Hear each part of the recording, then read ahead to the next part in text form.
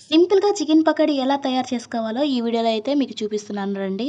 దీనికి కావాల్సిన పదార్థాలను ముందుగా అయితే చూపించేస్తాను. అలాగే నేను కూడా మీకు ఇక్కడ ఎక్స్‌ప్లెయిన్ చేస్తాను చూడండి.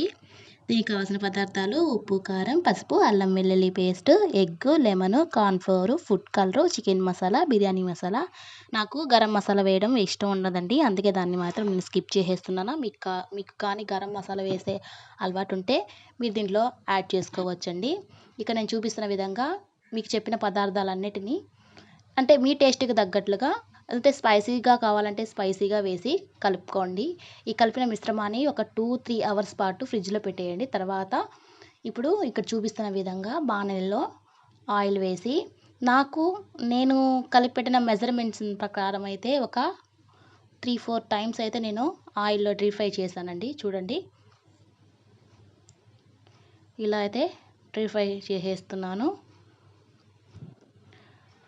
ఫస్ట్ చికెన్ వేసిన ఒక 2-3 మినిట్స్ మాత్రం హైలో పెట్టి తర్వాత లో ఫ్లేమ్‌లో పెట్టాలండి. ఎందుకంటే మాడిపోతుంది. ఫస్ట్ వేసినప్పుడు మాత్రమే హై ఫ్లేమ్ పెట్టి ఒక 2-3 మినిట్స్ తర్వాత లో ఫ్లేమ్ పెట్టడం వల్ల లోపల ముక్క అన్నది ఉడుకుతుంది బాగా. లేదంటే కలర్ ఏమో వచ్చేస్తుంది. కలరింగ్‌కి ముక్క మాత్రం ఉడకదండి. అందుకని లో ఫ్లేమ్‌లో పెట్టి ఉడికించుకుంటే చాలా మంచిది. ఒకేసారి ఆయిల్ ఎక్కువ వేసి డీప్ ఫ్రై చేయడం కన్నా కొంచెం క్వాంటిటీలో ఆయిల్ వేసి డీప్ ఫ్రై చేస్తున్నాను చూడండి. అలా చేయడం వల్ల మనకి ఆయిల్ అనేది వేస్ట్ కాకుండా ఉంటుంది.